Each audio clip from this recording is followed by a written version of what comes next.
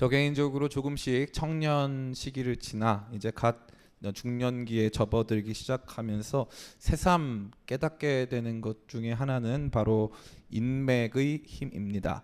21세기가 시작된 지도 20여 년이 가까워왔고 우리가 맞이하는 시대는 4차 산업혁명의 도래를 여러 국면에서 느낄 수 있는 시대임에도 불구하고 인간의 인간됨, 다시 말해서 그냥 인간 그 자체는 크게 변하지 않은 것 같습니다.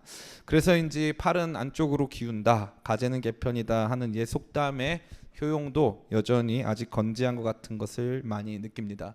인맥은 여러분 굳이 제가 정의하지 않는다 할지라도 다 아시겠지만 일종의 공동체입니다. 특별히 이익을 공유하거나 또 이익을 증대할 수 있는 그런 공동체를 말하는 것이겠죠. 나와 연결된 사람들, 그들과 얼마나 친밀한 관계를 맺는가, 여전히 그것들이 생각보다 중요하고 그것으로 얻게 되는 유익이 상당히 크다는 것을 저는 보게 됩니다. 인간은 결코 혼자 살 수가 없습니다. 우리가 어떤 사람들과 함께인가, 또 그들과 함께여서 어떠한 유익을 얻고 있는가가 사실 우리 자신을 정의한다고 해도 과언이 아닐 수 있다는 것입니다. 그래서 좋은 친구들 만나고 또 많은 사람들 알아가고 또 친해지고 하는 과정들이 너무나도 중요한 것이 될 것 같습니다. 그런데 오늘날 우리 청년들에게 있어서 사실 이러한 공동체적인 노력, 함께 좋은 공동체를 만들어 보려고 하는 노력들은 있지만 진정한 의미의 공동체가 있는 것 같지는 않습니다. 페이북이나 인스타 활동을 통해 누군가를 따라가고 또 따라오고 하긴 하지만 실제로 삶을 나누는 깊이 있는 사람들이 많이는 없는 것 같습니다.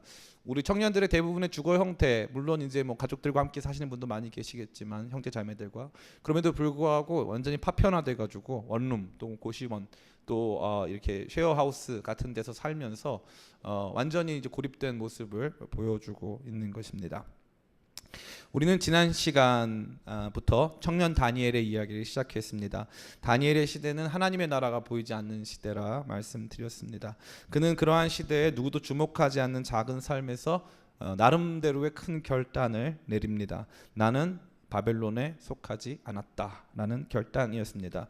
이러한 삶의 결단은 식민지에서 사로잡혀온 다니엘의 초라함만큼이나 사실 별 볼 일 없는 것이었지만 그 이후에 그의 삶을 송두리째 변화시키는 것이었습니다. 여기까지 이야기를 들으면 우리는 무언가 새롭게 각성한 영웅의 이야기를 듣는 것 같아서 다니엘이라고 하는 한 사람, 한 개인, 한 인물이 걸어간 위대한 삶에 초점 맞추기가 쉽습니다. 그러나 우리의 예상을 깨고 다니엘은 혼자가 아니었습니다. 이게 제일 저는 좋아요. 다니엘 옆에는 그의 친구들이 있었습니다. 위대한 하나님의 사람이라 할지라도 그 옆에는 다른 사람들, 그와 함께 살아가고 있는 친구들이 존재했음을 우리는 보게 되는 것입니다. 하나님께서는 저와 여러분을 혼자 두지 않으셨습니다. 따라해볼까요? 나는 혼자가 아니다. 여러분 혼자가 결코 아닙니다. 물론 나는 모태 솔로입니다. 혹시 계신가요? 모태 솔로. 혹시 지금 고백하면서 또 새로운 어떤 기도를 한번 받아보고 싶다. 솔직히 나 좀 외로웠다. 괜찮아요. 이해해드리겠습니다. 네, 우리 안 계시는군요. 여러분 안에 회개가 필요한 것 같습니다. 네, 분명히 제가 몇 명 아는데 말씀 안 하시는 거 보니까 거짓된 모습이 있는 것 같아요. 네, 농담이고 어디까지 했죠? 네, 몇 명 있는 줄 알고 이렇게 해놨는데 결코 혼자가 아닙니다. 여러분 나 혼자 힘든 시간을 보내고 있는 것 같아 보이지만 삶은 절대 혼자 살 수가 없는 것입니다. 보이지 않는 하나님 나라를 바라보는 사람들에게 하나님께서는 귀중한 특권을 주셨는데 공동체를 허락하셨습니다. 그래서 저는 이것을 다니엘 공동체라고 부릅니다. 오늘은 이러한 다니엘 공동체에 대해서 말씀 나누고자 합니다. 그래서 진짜 인맥, 우리가 만들어가야 하는 진짜 공동체, 여러분에게 실제적으로 위로가 되고 유익을 줄 수 있는 진짜 공동체가 어떠한 공동체인가, 또 그런 것들이 우리 가운데 과연 실제할 수 있는가에 대해서 함께 나누어 보려고 합니다. 아무쪼록 오늘 말씀을 통해서 여러분이 참된 공동체를 얻게 되고 그 안에서 새로운 힘과 위로를 얻게 되시기를 예수님의 이름으로 축원합니다. 예, 우리가 오늘 만나게 된 본문은 다른 것이 아니라 다니엘이 죽음의 위협 속에 놓여진 순간입니다. 사실 다니엘 혼자 놓여진 것은 아니었고요. 바벨론 지역에 있는 모든 지혜자들과 이번에 새롭게 잡혀온 이스라엘 지역의 탁월한 엘리트 청년들 모두에게 죽음의 위협이 다가왔습니다. 그때 다니엘은 지혜로운 말로 자기가 이 문제를 해결하겠다고 총대를 맸어요. 영웅스러운 모습이겠죠. 그러나 그럼에도 불구하고 다니엘의 속마음은 내심 굉장히 두려웠던 것 같습니다. 오늘 본문의 말씀을 다시 한번 같이 읽어보겠습니다. 17절과 18절입니다. 같이 읽어보겠습니다. 시작. 이에 다니엘이 자기 집으로 돌아가서 그 친구 하나냐와 미사엘과 아사랴에게 그 일을 알리고 하늘에 계신 하나님이 이 은밀한 일에 대하여 불쌍히 여기사 다니엘과 그 친구들이 바벨론의 다른 제자들과 함께 죽임을 당하지 않게 하시기를 그들로 하여금 구하게 하니라. 아멘. 다니엘은 그 친구들에게 기도 요청을 하고 있습니다. 굉장히 심각한 상황이고요. 사실은 이 상황을 타개하고 또 해결할 수 있는 사람은 자기 자신밖에 없다라고 하는 내적 소명감에 사로잡혔습니다. 그러나 그럼에도 불구하고 그가 가야 하는 길은 너무나도 힘든 길이었기 때문에 그는 친구들을 찾아가서 기도를 간곡하게 부탁하고 있습니다. 이 다니엘과 친구들 모두를 위한 기도이며 또한 동시에 다니엘을 위한 그 기도 부탁을 하고 있다는 것이죠. 앞서 말씀드린 대로 다니엘은 위대한 믿음의 사람이었는데 홀로 존재하지 않았고 그에게도 외로운 시간, 두려운 순간이 다가왔다는 것입니다. 나 혼자 이 길을 통과할 수 없을 것만 같은 시간들이 존재했다는 것이죠. 그때 그는 누구에게로 나아갑니까? 그때 그는 믿음의 친구들에게 그가 찾아갑니다. 사람들이 그에게 온 것이 아니고 그가 굳이 먼저 하나님께 나가서 기도하지 않고 먼저 자기 혼자 뭔가 해결해 보겠다고 공부를 시작하는 것이 아니고 평상시에 바벨론 왕이었던 황제였던 느부갓네살이 어떠한 생각을 가지고 살아가는지를 분석하려 하지 않고 그가 먼저 찾아간 것은 공동체였다는 것이죠. 저는 여러분에게 되묻고 싶습니다. 여러분에게 만일 이러한 순간이 도래한다면 삶에서 절체절명의 위기를 맞이하게 될 때 여러분은 찾아갈 친구가 있습니까? 여러분은 함께 기도를 부탁할 사람이 있냔 말입니다. 전 여러분에게 꼭 그것을 물어보고 싶어요. 많은 사람들이 교회에서 신앙생활을 하고 또 이렇게 믿음의 이 환경 속에서 자라왔지만 실제적으로 기도 부탁을 할 친구가 없다는 거죠. 기도 부탁을 할 친구가. 저는 여러분들이 이 삶에서 꼭 알아야 될 것이 하나 있다면 다른 것이 아니라 반드시 기도 외로는 해결되지 않는 순간을 맞이할 수밖에 없는 날이 반드시 옵니다. 여러분이 아무리 똑똑하고 아무리 잘나고 아무리 대단한 사람이라 할지라도 이 문제는 도저히 내가 해결할 수 없는 상황과 문제다라고 고백할 수밖에 없는 일이 반드시 찾아온다는 것이죠. 근데 그때 중요한 건 무엇이냐? 그때 함께 기도해 줄 수 있는 공동체가 있느냐 없느냐. 있느냐 없느냐. 저는 이게 굉장히 중요한 문제라고 생각합니다. 저는 개인적으로 이렇게 대형 교회 또 이렇게 작은 교회 그 어떤 교회의 형태 자체가 더 좋다 이렇게 말하기는 좀 어렵다고 생각합니다. 그러나 확실한 것은 대형 교회가 주는 패단도 존재한다는 것이죠. 대형 교회가 주는 가장 큰 패단은 뭘까요? 홍수 때 마실 물 없다고 해가지고요. 사람이 그렇게 많은데 뭐가 없냐면 공동체가 없어요. 주일날 가가지고 마치 이 큰 스타디움 같은데 모여가지고 이 아주 대단한 큰 집회 컨퍼런스 같은데 참여한 것처럼 같이 있다가 안녕 하고 집에 갔는데 그 다음부터 일주일 내내 내가 삶에서 문제를 가지고 씨름하고 고민하는 대상은 모두 다 내 주변에 있는 사람들인데 그들은 함께 기도할 수 없는 사람들이라는 거죠. 함께 기도할 수 없는 사람들. 그래서 인생의 궁극적인 문제 찾아왔을 때 나 기도해줘 이런 말을 할 수 없는 사람들이 너무나도 많다는 것입니다. 동창회 한두 번 나갈 수 있죠. 그리고 뿐만 아니라 여러분들이 필요한 친구들을 만날 수 있습니다. 그러나 믿음의 공동체에 함께 기도하고 예배하는 공동체가 없다는 것처럼 비참한 것은 없습니다. 존재하지 않습니다. 제가 어릴 때부터 지금까지 제 친구가 많을까요 적을까요? 다양한 저에 대한 다양한 해석이 존재하는 것 같아서 기분이 나쁩니다. 근데 반말로 나왔어요 방금. 나중에 좀 지워해 주세요. 기분이 나쁘다 이렇게 했어요. 예전에는 친구 굉장히 많았죠. 반장도 많이 하고 이제 앞에 나서는 일들을 옛날에 많이 했기 때문에 저는 저 자신이 잘 몰랐던 것 같아요. 그런데 시간이 지나면서 흥미로운 점이 하나 있다면은 제가 어렸을 때 몰랐던 게 하나 있어요. 친구를 선택해도 된다는 걸 몰랐어요. 초등학교 때 이제 친구들을 만났어요. 친구들 이제 만나가지고 막 같이 막 운동도 하고 막 같이 재밌게 놀던 친구들이 있어요. 저 용산구에 주로 이제 분포합니다. 그 친구들하고 같이 이렇게 지내다 보니까 의리 파, 우리는 막 조직 같은 거였어요. 의리 진짜 의리를 엄청 따졌죠. 근데 의리 있게 막 하다 보니까 중학교 올라갔다가 됐잖아요. 그럼 이 친구들 배신할 수 있어요, 없어요? 이 친구들은 다 용산 사는데 저는 혼자 이렇게 강북 쪽으로 학교를 갔단 말이에요. 제가 나온 학교의 유명한 동문 이제 코요태 김종민 같은 반. 예. 우리 졸업 사진에 참 저는 기분이 나빠. 이게 왜 평상시에 그 누구도 저한테 이렇게 말 안 하다가 같은 반에 뭐 김종민 있었다. 장동민도 우리 반이었거든요. 장동민도 우리 반이었는데 와 이런 거 싫어, 이런 거 엄청 싫어요. 그때 이제 갑자기 김종민 얘기해가지고 이제 학교가 이제 멀어졌어요. 그래가지고 저는 이제 개인적으로 친구들한테 의리를 지키겠다고 중학교 친구들을 가급적 덜 만들었어. 진짜로 노력했어요. 가급적 중학교 친구들 덜 만들자.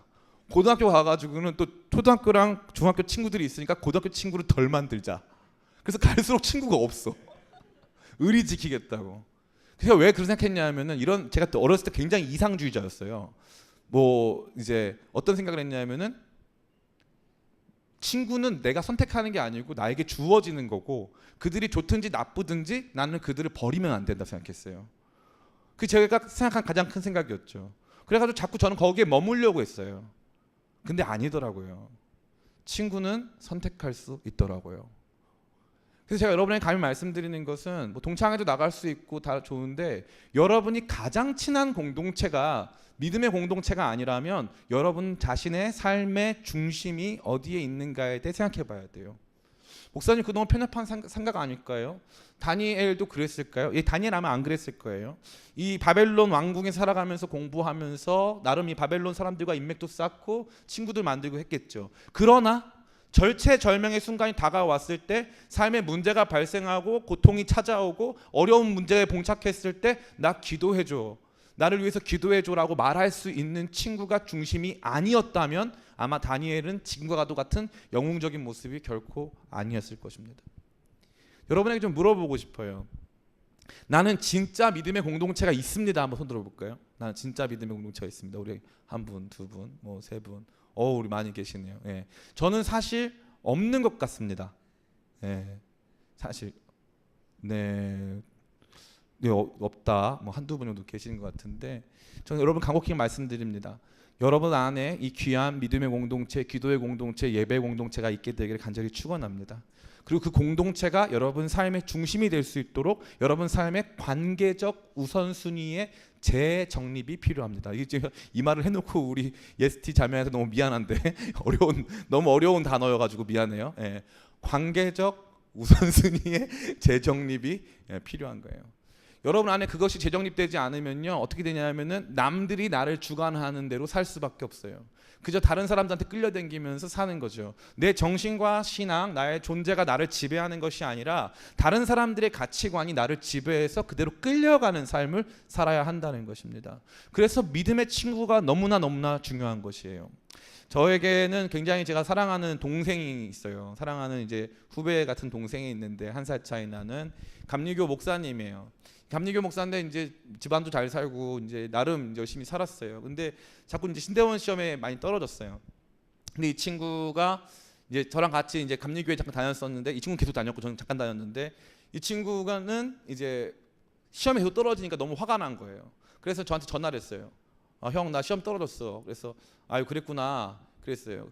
그러고 나서 이제 이 친구가 하는 말이 몇 번째인지 모르겠어. 너무 화가 나. 막 이런 얘기 하는 거예요. 그래서 제가 듣고 있다가 야 너 언제까지 그때 불평만 할 거야. 너 그래도 하나님의 사람이니까 가가지고 기도원 올라가가지고 하나님하고 씨름해. 그랬더니 이 친구가 전화를 팍 끊더라고요. 이 친구가 생각한 건 뭐였냐면 영화나 한번 볼까? 밥이나 먹을까? 이런 얘기를 원했는데 제가 너무 이렇게 신앙적 꼰대 마냥 전화를 받을 때 기도를 해라, 영적으로 풀어야 된다 막 이러니까 이 친구가 화가 난 거예요. 전화 다 끊었어요. 근데 그러고 보니까 생각을 해보니까 아무리 생각해봐도 내 말이 맞는 거예요. 그래가지고 이 친구가 그전까지 이 친구가 얼마나 믿음이 없었냐면 전도사님이었는데 교회를 이제 사역하다가 다음 날이 주일인데 설교할 게 없어서 다음 날 주일날 교회 안 갔어요. 전도사님이 교회 출석을 안 한 거예요. 그럼 그 다음 주에도 안 했어요. 그냥 계속 안 했어요. 담임 목사님이 전화해서 너 어디야? 당장 안 오면 내가 널 어떻게 할 거야? 그랬더니 전화 안 했어요. 도망갔어요. 감리교는 진짜 무섭거든요. 장로교에 비해서 감리교는 조직이에요. 어디든지 다 발각됩니다. 그러나 도망갔어요. 너무 싫어가지고. 그 다음에 1년 동안 온누리교회 가서 숨어 있었어요. 사역 안 하고. 그러니까 자기 안에 전혀 그런 믿음이 없었던 거예요. 그런데 제가 그때 시험 끝나자마자 떨어진 얘기 듣자마자 너 빨리 가서 기도하라고 그랬더니 이 친구가 절대 안 듣다가 혼자 이제 차를 타고 기도원에 가는데 기도원을 가는 길에 성령님이 임하신 거예요.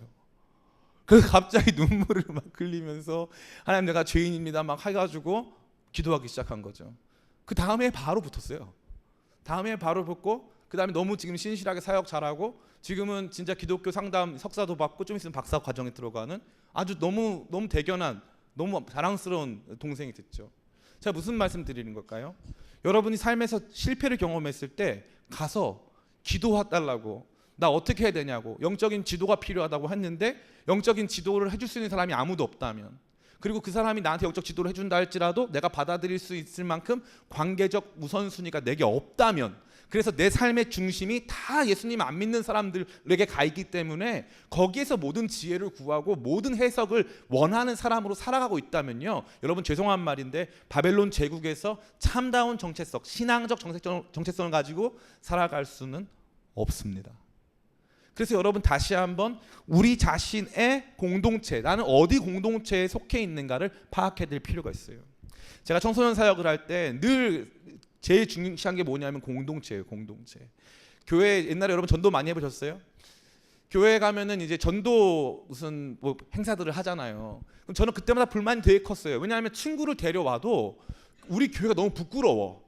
첫 번째 너무 작거나 재미가 없거나 뭐 다양한 방면에서 우리 교회가 너무 부끄러웠어요. 그래서 친구 데려오고 싶지가 않았단 말이죠. 근데 재밌는 건 교회가 우리 공동체 안에서 살아나기 시작하고 우리 공동체가 막 하나 되기 시작하면 누가 시키지 않아도 막 친구라도 데리고 오고 싶고 연락이라도 하고 싶고 막 그런 마음이 제 안에 들더라고요. 교회에서 제일 중요한 것은 공동체입니다. 공동체. 근데 대형 교회가 뭘 못 준다고요? 그걸 잘 못 줘요. 그걸 잘 못 줘요. 진짜 공동체의 아름다운 이 특성, 진짜 공동체의 아름다운 역동성을 대형 교회 잘 주지 못합니다. 기쁨의 교회는 지금 어떤 사이즈일까요? 우리 교회 대형 교회인가요? 아니죠. 우리 교회 대형 교회 아니에요. 목사님 그러면은 우리 교회 사이즈에서는 꼭 공동체가 형성이 되나요? 그렇지도 않아요. 그러나 중요한 건 이거예요. 이제부터라도 여러분 우리 교회 안에서 진짜 믿음의 공동체를 만나시기를 축복합니다. 40살, 50살이 돼서 같이 믿음의 이야기를 나눌 수 있는 사람들이 가득한 교회, 60살이 되어서도 같이 믿음의 이야기를 나눌 수 있는 교회. 그렇지 않으면 제가 감히 말씀드리건데 여기에 있는 분 중에 한 10분의 1 정도는 10% 정도는 10년 뒤에 교회를 안 다닐 확률이 너무 많아요. 너무 많아요. 나는 내가 내 믿음 지킬 수 있다 생각하지만 절대 그럴 수 없습니다. 함께 공동체로 살아갈 때 참 믿음을 지킬 수 있다는 거죠. 다니엘 공동체 첫 번째 기도하는 공동체라 했어요. 두 번째 따라해 볼까요? 고난받는 공동체.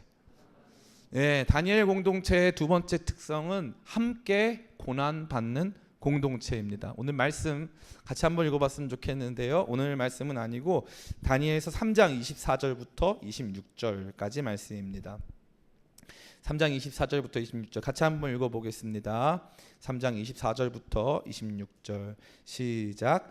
그때 느부갓네살 왕이 놀라 급히 일어나서 모사들에게 물어 이르되 우리가 결박하여 불 가운데 던진 자는 세 사람이 아니었느냐 하니 그들이 왕에게 대답하여 이르되 왕이여 옳소이다 하더라.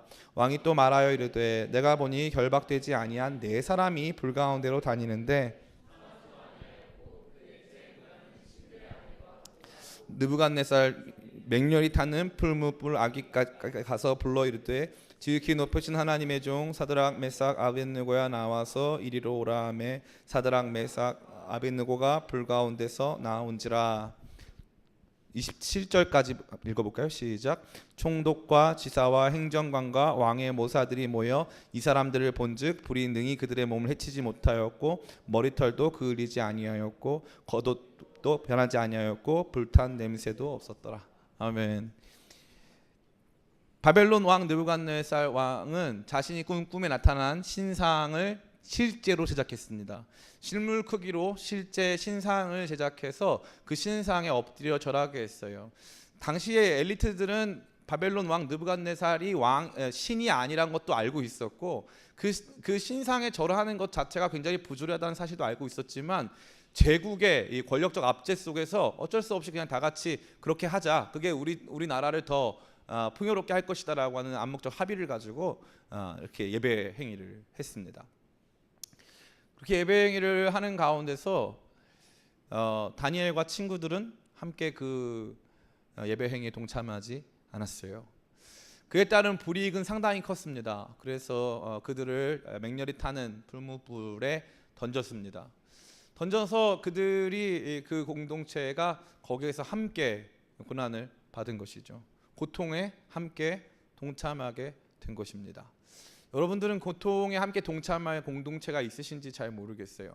여러분들이 함께 선교지에 나가게 됐을 때 나를 후원해 줄 수 있는 사람이 있을까? 제가 어떤 지체가 이제 선교지에 나가는데 선교 기도 편지를 충분히 돌리지 않더라고요. 그래서 제가 그것 때문에 그 친구한테 좀 뭐라고 했어요. 왜 기도 편지를 돌리지 않느냐? 그랬더니 이 친구가 하는 말이 이 편지를 받는 사람이 부담을 가질 것 같다 그러더라고요. 그래서 제가 그렇지 않다 그랬어요. 그렇지 않다. 그 고통, 그 아픔, 그러한 어려움, 그러한 귀한 사역에 함께 동참하는 것이 너무나 중요하고 그게 진짜 공동체다.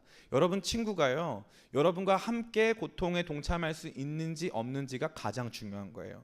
자매들 꼭 말씀드립니다. 남편감 고를 때 일부러 테스트를 해볼 필요가 있어요. 고통스러운 환경에 같이 들어가 봐야 돼요. 고통스러운 환경에 추운 날 일부러 이렇게 추운 데를 한번 가본다든가 이런 일이 필요해요. 뭐 위험한 곳에 한번 가본다든가. 그러면 그 친구가 자기 혼자 살겠다고 어떻게든지 자기는 따뜻하겠다고 막 보온 뭐 그걸 다 혼자서 막 한다면 그런 사람하고 결혼하면 돼요, 안 돼요? 자매들 문제가 뭐냐면 그래도 그런 남자가 또 좋다며 뭐 귀엽다는 둥 만나서 같이 살면 절대 안 귀엽습니다. 절대 안 귀여워요. 진짜 공동체는 함께 고통받는 공동체예요. 함께 고통받는 공동체. 공동체의 핵심은 함께 고통받아요. 몸은 어떤 상태죠? 몸은 유기체죠. 몸은 완전히 이제 하나입니다.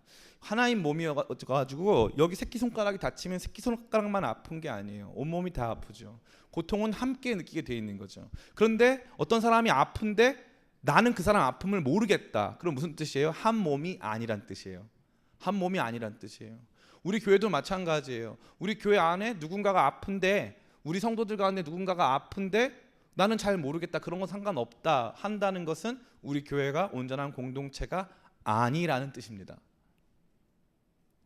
무서운 말씀이죠. 누군가는 고통을 당하는데 나는 잘 모르겠다. 그 사람의 고통과 아픔은 난 무관심하다. 수많은 사람들이 예배의 방관자가 되고 교회 공동체의 유익을 그저 얻어가는 예배의 유익을 얻어가는 소비자로 전락했기 때문에 공동체에서 함께 아플 줄을 몰라요. 저는 그게 제일 마음이 상해요. 함께 아플 줄을 몰라요. 제가 종종 드린 예화인데 제가 다니던 학교에서 어떤 형제가 급성 이 간 경화가 걸렸어요. 너무 빨리 간경화가 와가지고 이게 간 이식을 받지 아니하면은 일주일 내에 이제 이식을 받지 않으면 죽는 상황이 생겼어요. 그래가지고 간 이식을 받아야 되는데 앞에 나와서 교목실장님이 나와가지고 지금 우리 기독교 교육관 한 형제가 간 이식이 필요하다. 그래가지고 이제 함께 기도를 했는데 끝나고 가봤더니 교목실 앞에 사람들이 줄을 서 있는 거예요. 줄을 서서 뭐 하는 거예요? 혹시 저랑 혈액형이 맞으면 제 간을 주고 싶다는 거예요. 만약에 우리 교회에 그런 일이 벌어진다면 우리 교회 교역자실 앞에 누가 줄을 설 것인가? 감사하게도 그 줄 서는 사람들 중에 누구도 간을 줄 필요는 없었습니다. 그러나 저는 그거 보면서 많이 놀랐어요. 저는 29살에 대학교 1학년 들어갔거든요. 저는 30살 넘은 상태였고 그 친구들은 이제 막 20살, 22살 이런 형제들, 자매들이었어요. 그 친구들은 어떻게 저렇게 쉽게 자기 간을 내어줄 수 있을까? 토끼도 잘 안 주려고 했던 그 간. 저 간을 왜 저렇게 쉽게 내줄 수 있을까? 그 생각 들더라고요. 그때 많이 울었어요. 아, 내가 너무 세상에 찌들었구나. 나는 너무 나밖에 모르는구나. 심각한 수준의 개인주의, 심각한 수준의 이기주의로 하여금 우리는 참된 공동체가 줄 수 있는 유익을 누리지 못하게 하는데, 그것은 바로 고통을 함께하는 유익이에요. 거긴 뭐가 자리 잡은 줄 알아요? 난 안 아파가 자리 잡고 있어. 난 안 아파. 난 혼자도 괜찮아. 난 아무 문제도 없어. 그러다가요, 한번 큰 문제를 만나기 시작하면요, 내 옆에 있어주는 사람이 얼마나 고마운지.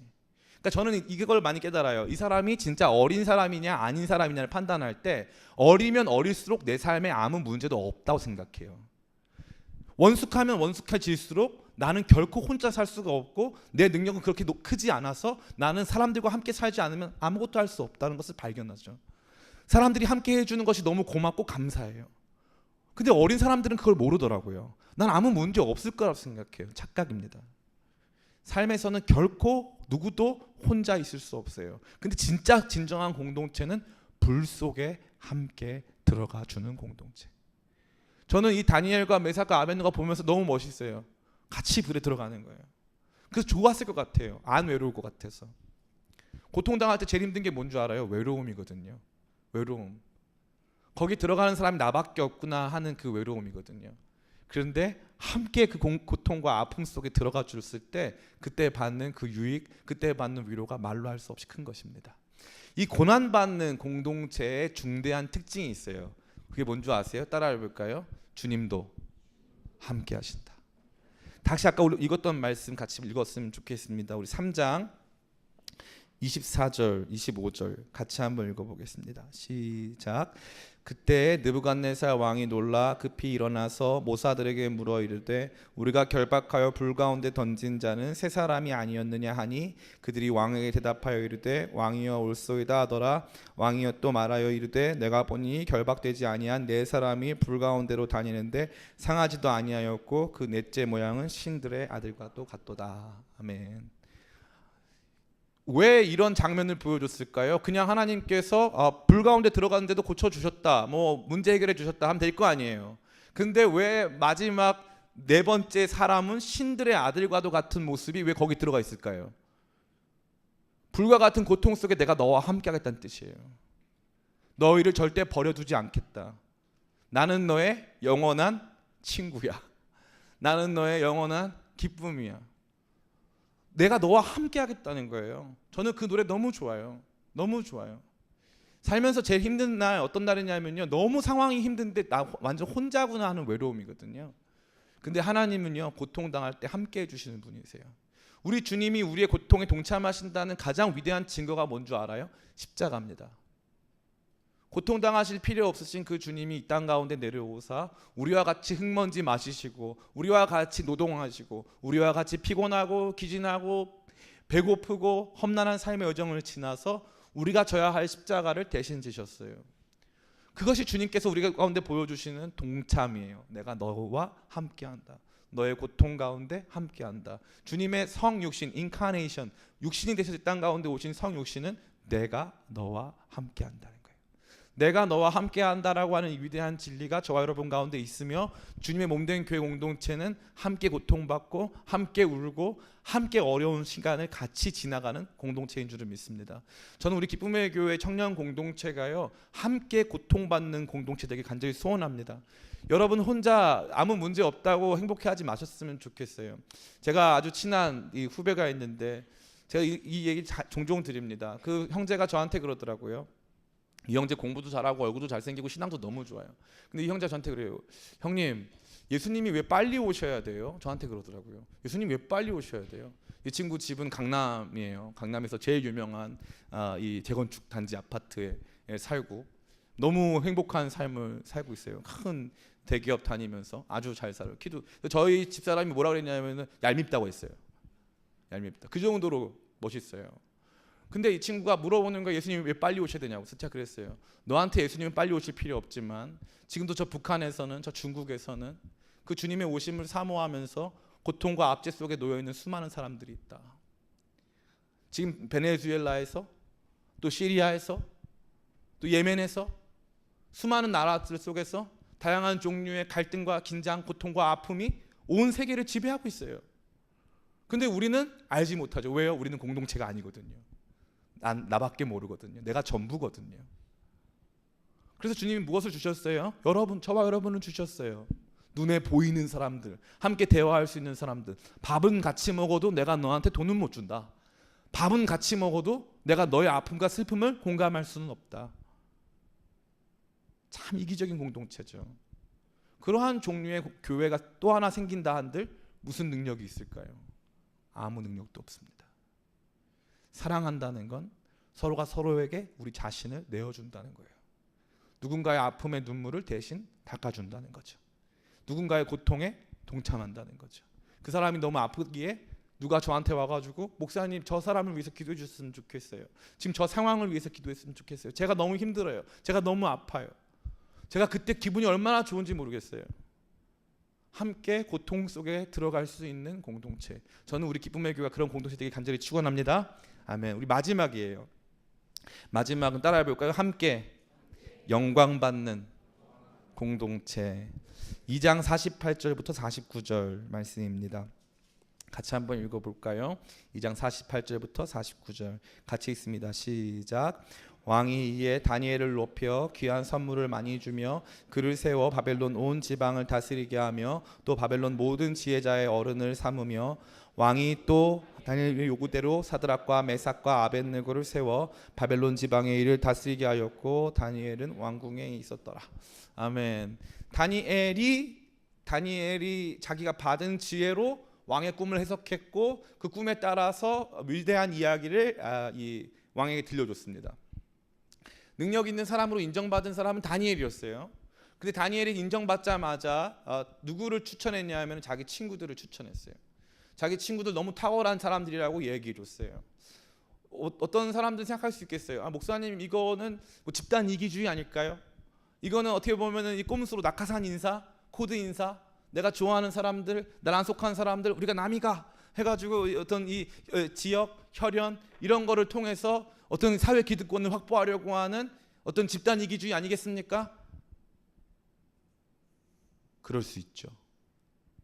그러나 확실한 것은 이러한 모든 부분에 있어서 그것과 관련된 다니엘과 그의 친구들이 사적 이익을 추구한 것은 단 하나도 없다는 거예요. 다만 감춰져 있던 정말 보석과도 같았던, 그래서 이 바벨론 전 제국 안에서 그들이 가지고 있는 재능과 그들이 가지고 있는 능력이 온전히 발현되기 어려웠던 그 사람들을 왕에게 추천했고 왕은 받아들였어요. 다니엘이 다른 꼼수 부리지 않았고 그저 추천했을 뿐이었어요. 그리고 그들은 그들의 실력으로 그들이 얼마나 가치 있는 사람인가를 보여준 것이죠. 제가 처음에 이렇게 말씀드렸어요. 살다 보니까 제일 많이 깨닫는 건 인맥이 중요하다는 거. 인맥이 굉장히 중요합니다. 내가 누군가를 아는 것은 매우 중요한 문제예요. 왜냐하면 사람은요 서로가 서로를 완벽히 다 검증할 수 없기 때문에 믿을 만한 사람들에게 다른 사람들을 추천하는 경우가 아주 많이 있습니다. 그렇기 때문에 이 중요한 인맥을 갖추는 게 중요한데, 그때 바로 그 순간에 내 친구들, 자격 없는 친구들 말하는 거 아니고요, 자격 없는데 얘 좀 꼽아주세요 해가지고 밥 먹여주려고 하는 게 아니라 진짜 그 사람이 있어야 할 그 자리까지 함께 끌어올려주는, 함께 그 사람들의 삶을 북돋아 줄 수 있는 진짜 그러한 진정한 친구가 필요하다는 것이죠.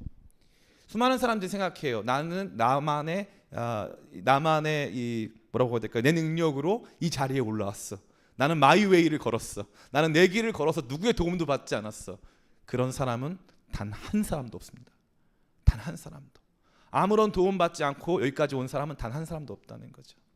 제가 목회를 하면서 제가 갖는 제일, 오늘 우리 김병학 목사님 너무 우리 교회에서 설교 제일 잘하시는데, 김병학 목사님 오후 예배 때 그 설교하셨어요. 엘리야 설교.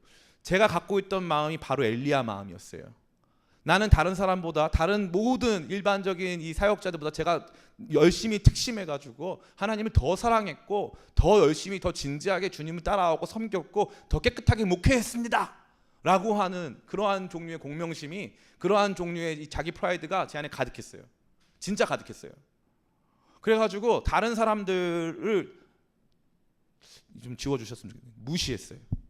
다른 목회자들, 웬만한 사람들 다 무시했어요. 저는 주로 죽은 사람들만 존경했어요. 살아있는 사람들 거의 존경하지 않았어요. 아니 그런데요, 놀라운 일이 발생하는 거예요. 너무 힘들고 어려운 날 갑자기 이 어떤 새가족분이 오셨어요. 새가족분이 오셔가지고 그런가 보다 하고 이제 갔죠. 그랬더니 이제 밤에 어떤 집사님이 전화 오셔가지고 목사님 오늘 오신 분 누군지 아세요? 저한테 물어보시더라고요. 그래서 제가 모르겠는데요 그랬죠. 그랬더니 땡땡 교회 담임 목사님이세요. 땡땡 교회는 한 5천 명쯤 다니는 교회예요.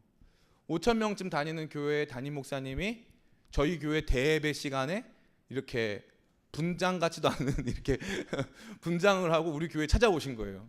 소문 듣고 왔다는 거예요. 그러고 나서 제가 이제 그 교회에 이제 말씀 강사로 갔어요. 갔더니 이 목사님이 그 큰 교회 담임 목사님 저한테 하시는 말씀이 얼마나 수고가 많으세요. 너무 잘하고 계시더라고요. 저 칭찬해 주시더라고요. 눈물이 막 흐르기 시작하는 거예요. 저는 그동안 저 혼자인 줄 알았는데 더 충격적인 건 뭔 줄 아세요? 갔는데 이 특별 새벽 기도회인데 저 물어봤어요. 특별 새벽 기도회 강사가 저라는 거예요. 메인 강사가. 그래서 저는 3일 동안 하래요. 그래서 저는 한 21일 중에 3일 하는 줄 알았어요. 3일밖에 안 한대요. 근데 3일 동안 메인 강사가 저래요.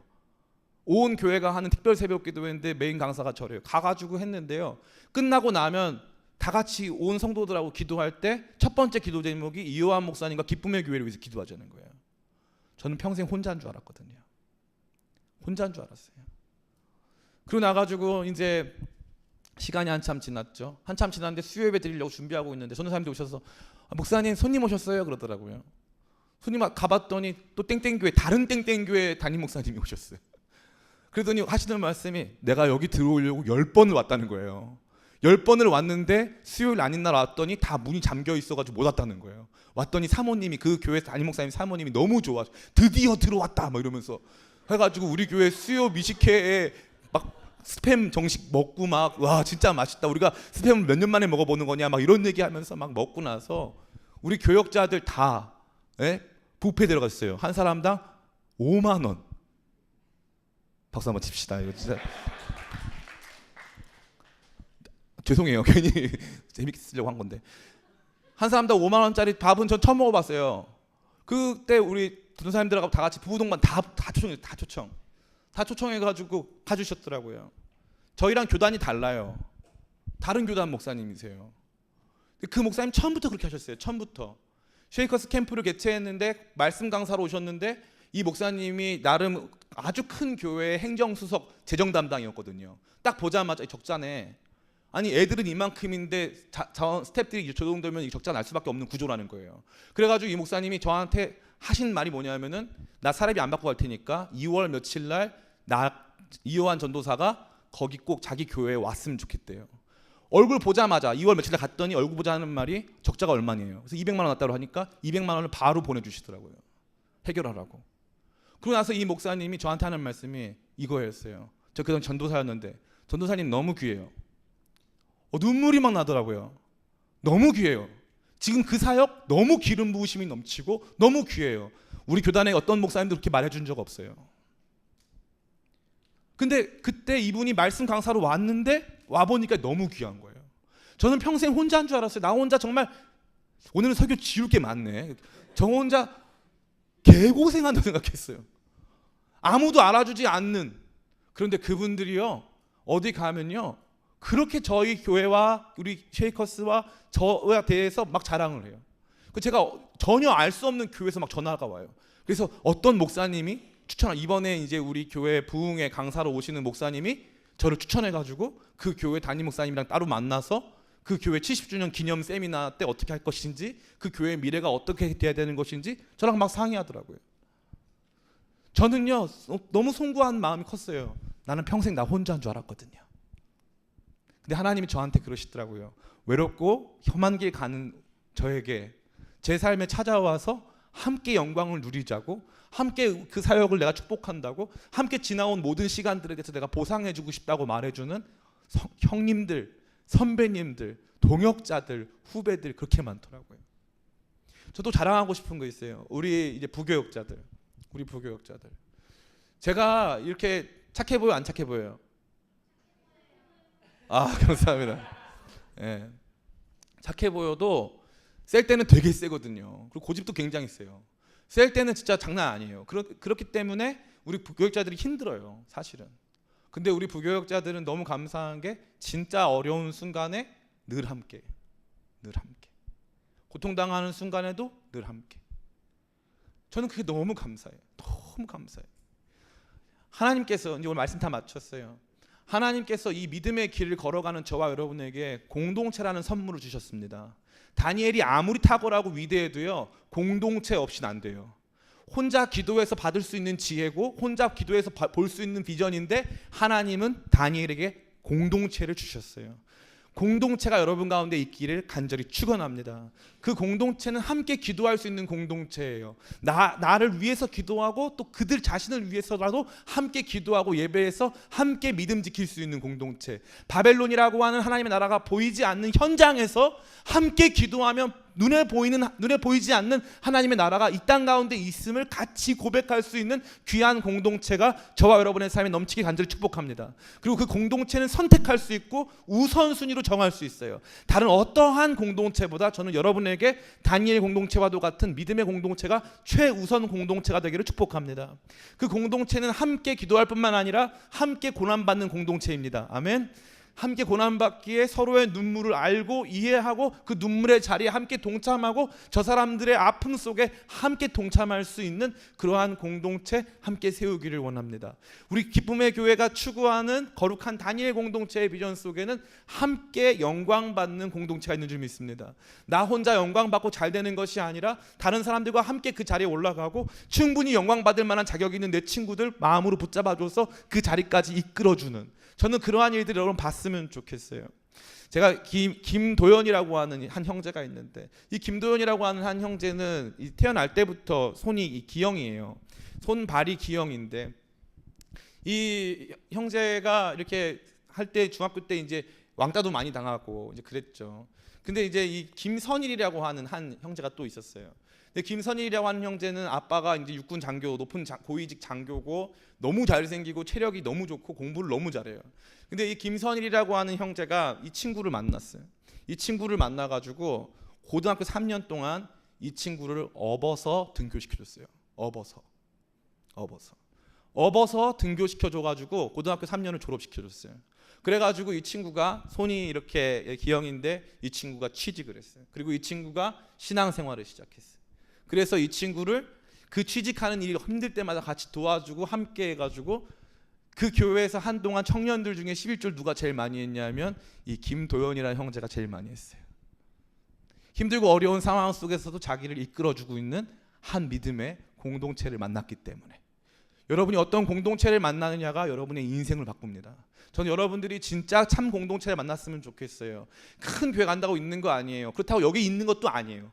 중요한 건 이제부터 선택하여 함께 만들어 갔으면 좋겠어요. 목사님, 저희들이 그런 공동체가 됐으면 좋겠습니다. 그거 쉽지 않을 수도 있어요. 쉽지 않을 수도 있어요. 공동체를 인위적으로 만들 수는 없어요. 그러니까 여러분들이 지금부터 마음 잘 맞는 사람들, 함께 기도할 수 있는 사람들 꼭 붙잡고 그들과 함께 삶을 나누고 시간을 드리고 함께 여러 가지 것들을 함께 공유함으로 함께 다니엘 공동체 세워갔으면 좋겠습니다. 따라해 볼까요? 다니엘 공동체 없이 이 땅에서 살아갈 수 없다. 그 거룩한 공동체의 귀한 은혜가 저와 여러분 가운데 넘치기를 예수님의 이름으로 축원합니다.